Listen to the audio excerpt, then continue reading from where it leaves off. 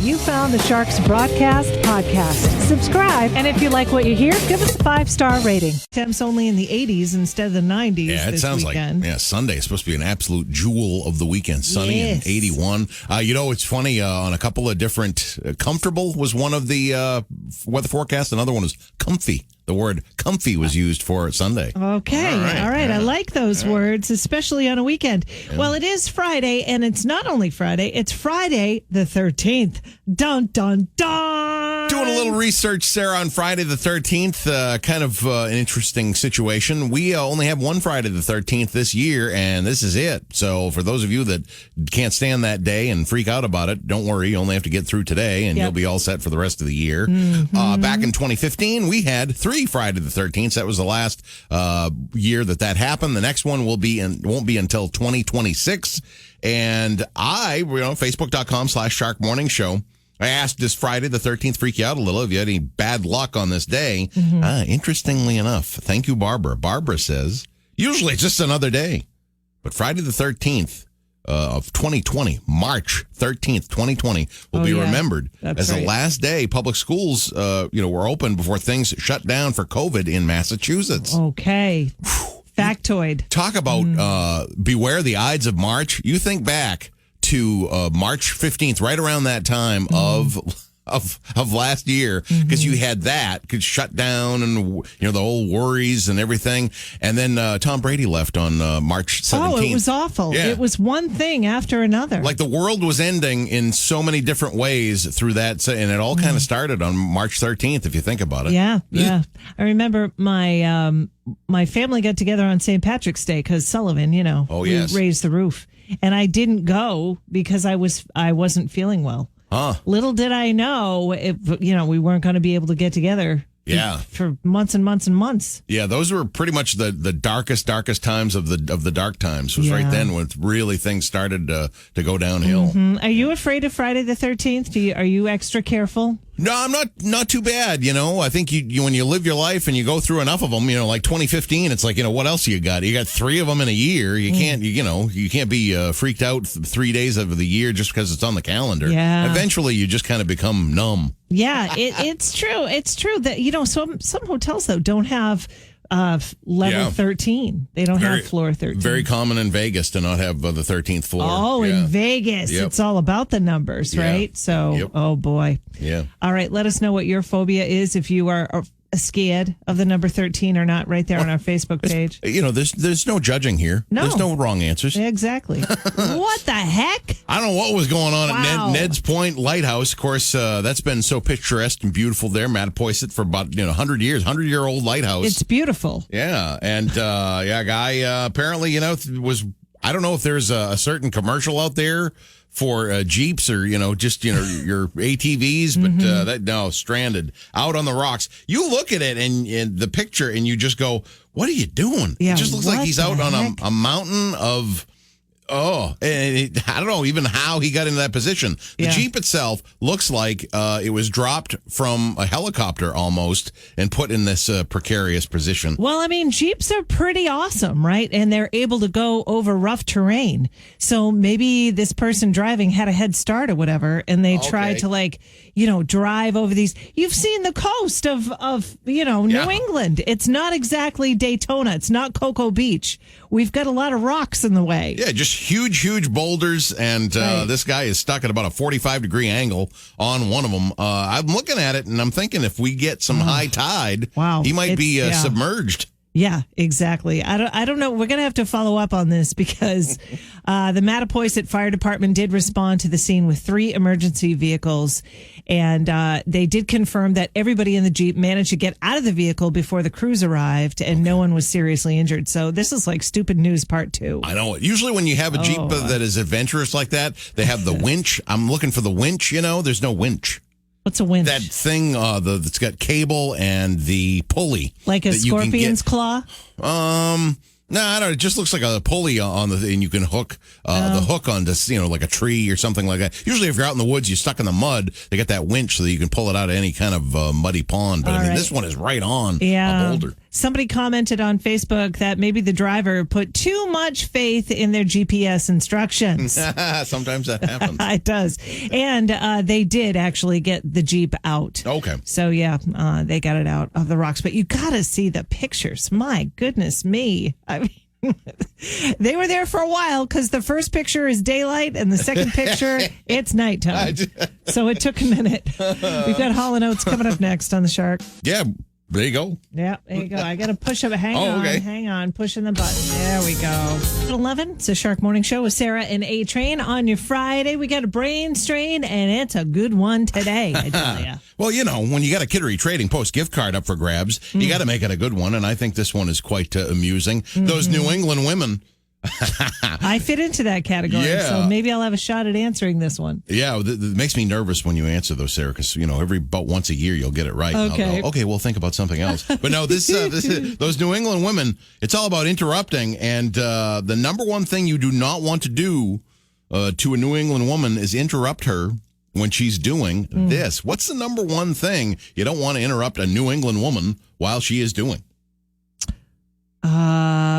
It is not watching. I was just watching say TV that. or a movie. I was just going to say interrupting the Real Housewives because that can be annoying sometimes. You got the Netflix or Hulu or something going. Well, I like that because you can actually that's the hint in my house. Like if David is standing in front of the television, he's talking to me about something, I will pause the TV. Okay. Then give him my undivided attention. Oh, that's nice. And then I will start it up again. Okay. So if he has something else to tell me about, maybe he'll think about it. Oh, well, she's going to pause her show. Okay. So maybe I should wait. But it's not that. Another interesting one. It's not when you go to ktp.com and you're looking around at all their awesome gear shopping? To gear up for shopping. Yeah, it is not that. But you shouldn't interrupt a New England woman when she's doing this. This is the number one thing. Is it eating?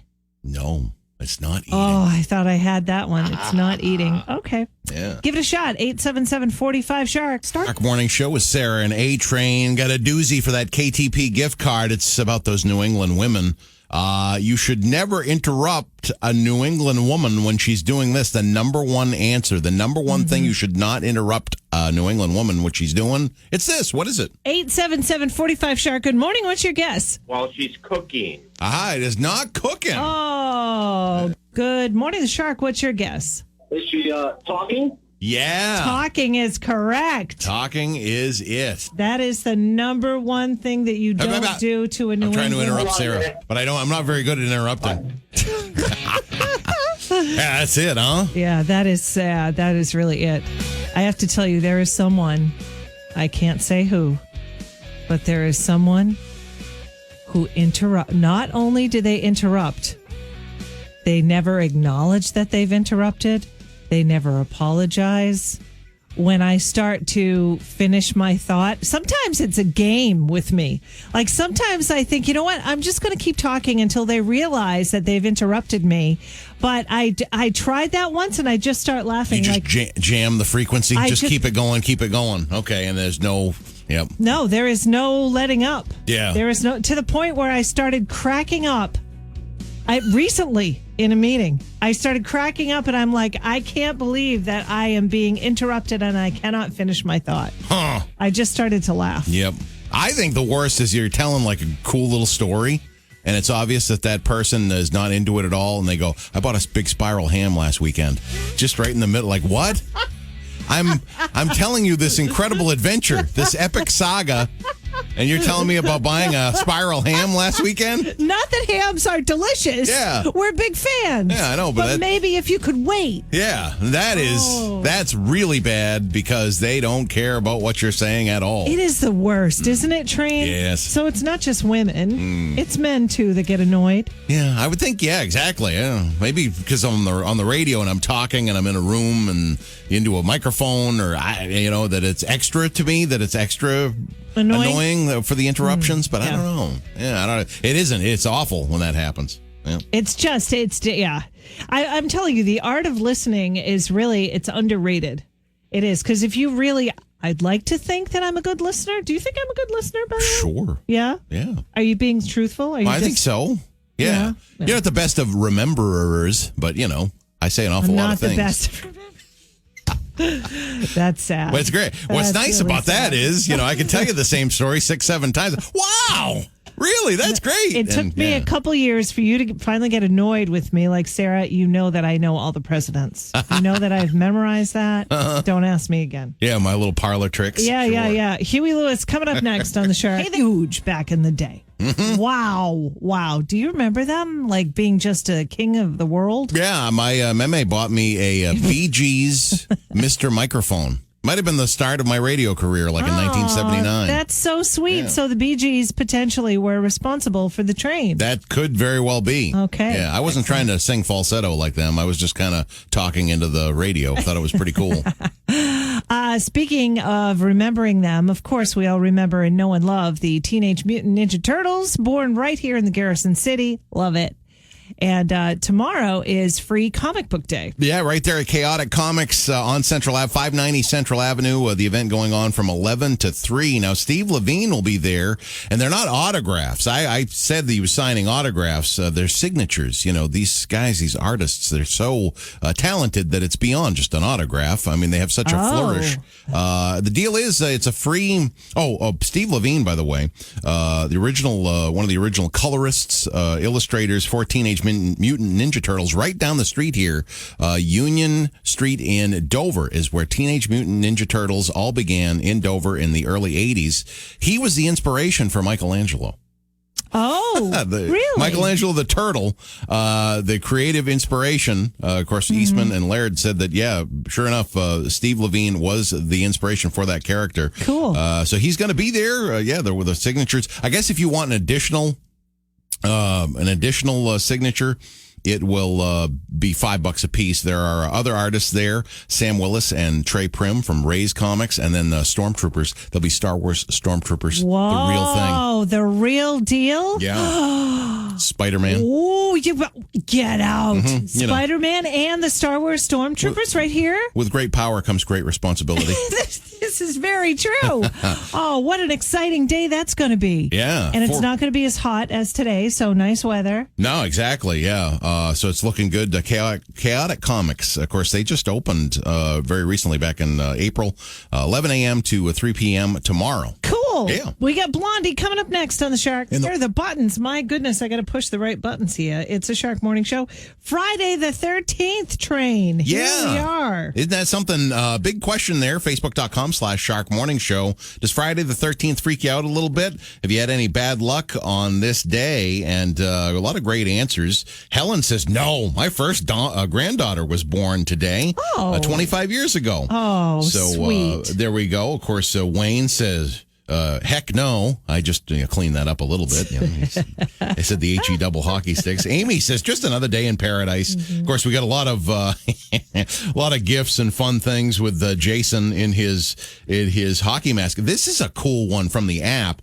Right there, your Shark app. Hit the messenger up just like the High Priest did. High Priest says it's a great day.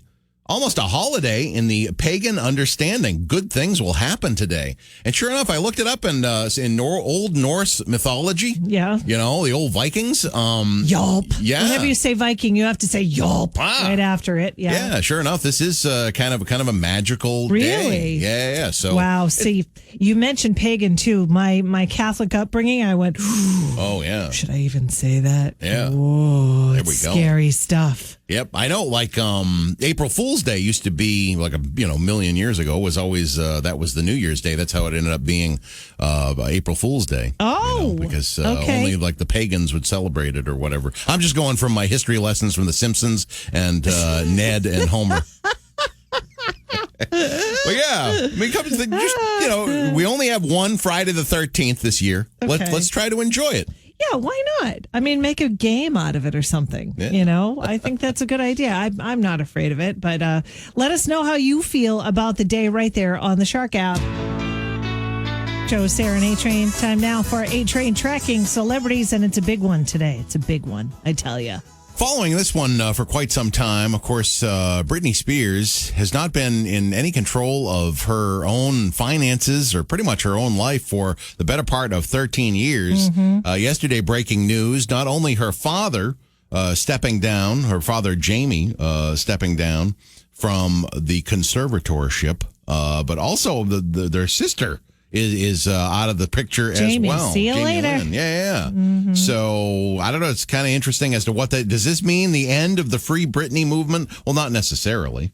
You don't know exactly what there's just so many legal layers to this whole thing. But I think it's certainly going to make her happy from everything that we've, ascertained from her court case there. That, I think so too. She's on a happier path. Yeah. With this situation, boy, it's just one of those sad situations that we will probably be following her legal situation for the next 30 years or something. But as of right now, it appears she's a lot freer than she was before. Good. Yeah. I think that's really good.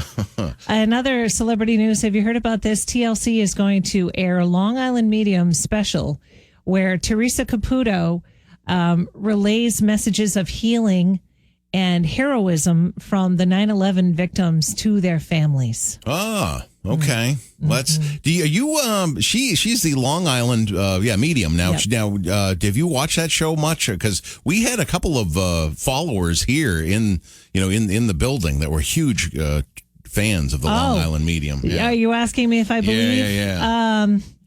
I have to say that I don't really know for sure about Teresa. It's not an easy question to ask. It really isn't. Yeah. Do I believe that there are, spirits among us? Yes. Being Friday the 13th, this is an appropriate topic. Yeah. Yes, I do believe that. And do I believe everybody can do it? Probably. But is it as common as, we are made to believe? Probably not. Okay. I'm pretty sure there are a lot of fakes out there. Teresa, I don't know if she's one of the fake ones or not. I don't know. She seems nice. She does. Yeah. She seems very nice. Yeah, but exactly. It's kind of weird. I almost think of it like Whoopi Goldberg in Ghost, which of course she was a complete sham until she actually got the power. Right. It's probably the people with this are like, oh, I don't need to bring this out that I've really got this. I don't want to, Yeah. It's just way too much to deal with. I mean, I don't know. There's another Netflix special that has a whole series on, psychic mediums and all that. Mm-hmm. And that's some scary stuff. Oh, yeah. And the ones and maybe Teresa is like this too. The ones that really do talk to, spirits, they do not care whether you believe or not. Okay. They're like, I don't care whether you believe or not. It's just something that happens to me and I do believe. Now, I've had readings before that have been spot on. Yeah. Like scary stuff. It's unbelievable how they know things that they shouldn't know. Yeah. And I'm talking before the age of social media, before that time when there was no way to find anything out about me and it was a complete and total stranger. Yep. That is unreal. So, I don't know. Again, I'm up in the air with that. The older I get and the more readings that I take, I go, how do they do that? I wonder if there's something to this, that they are kind of tapped into the other side. I mean, if you get really, really, really quiet, and you kind of listen to what's going on around you, then I do think that everybody has the ability. I think maybe they're just tapped into it more than we are. Anyway, the show is called Long Island Medium in memory of 9/11. Yeah. And right now it's scheduled to air on September 9th. Unless they cancel it for whatever reason. Oh, is there some controversy? Well, there always is. Anyway, Culture Club coming up next on the Shark Train. Sure. Here we go. And now it's time for the game that's sweeping the nation. Who are you? Try to guess the famous celebrities in just 3 clues or less. Everybody put your hands together for your 2 hosts and your 2 players, Sarah and A-Train.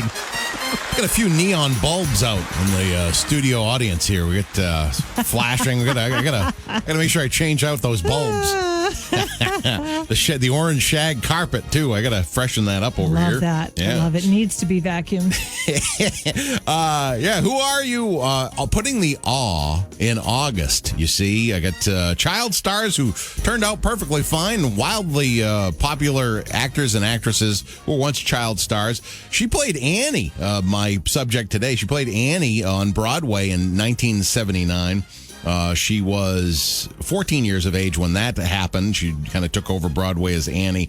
Strange Life. She was born 1965. 3 names does this. She has the first name, middle name, and last name that we know her by. Okay. Sarah Michelle Gellar? Oh, good guess. Not Sarah Michelle. She actually made her big splash as a co-star in the Kevin Bacon movie Footloose in 1984. Okay. This one I did not know. She was romantically linked to Robert Downey Jr. from 1984. Who also has 3 names. Yes, until 1991. So she was, his partner for 7 years. Before, of course, in the 1990s, becoming everybody's favorite journalist in New York on a show on HBO. Sex in the City? Yeah. So is it, let's see. Carrie Bradshaw was. Carrie, her first name. Jennifer Love Hewitt. No, her first name is very similar to yours. It's actually the same name. Oh, Sarah Michelle Gellar. Oh, no. Sarah what? Sarah. With J. P. Sarah Jessica. Oh, Jessica Parker. Sarah Jessica Parker. Some days it just doesn't click, Some days it doesn't. Yeah. I didn't know she did. She was Annie in the 70s. That's great. Yeah. Okay. Who are you for today? God, this is just the worst. I don't even know. Okay, here we go. It's his birthday today. He was born in Pennsylvania. He, too, was a child actor. Interesting. Born August 13th, 1959. So he is 62 years old today. Child actor. We saw him and his family on television in 1970 the first time. He was the freckle-faced boy who played the Kit on this very popular TV show back in the day. Oh, interesting. Okay, he played the kid? Kit. Kit. He played an instrument. He played the drums. Oh. Who was a drummer? Is he a drummer of the Partridge Family? He is. Uh-oh. I don't know his name.